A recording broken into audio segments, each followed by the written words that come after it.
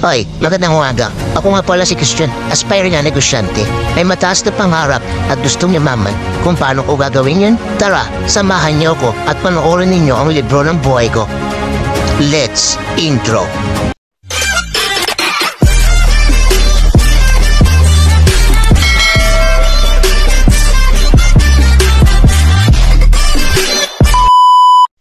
At nga pala, bago ang lahat, please subscribe naman sa aking mga YouTube channel at pakipindot na rin ang notification bell button para updated kayo sa lahat ng aking video. Salamat!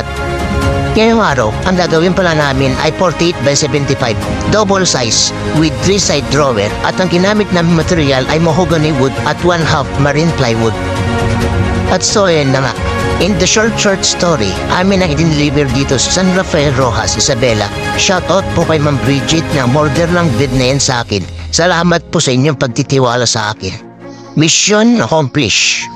At kung nagustuhan nyo aking mga videos, please like, comment, and share naman para mas ma-inspire ko pa kayo gumawa ng aking mga videos.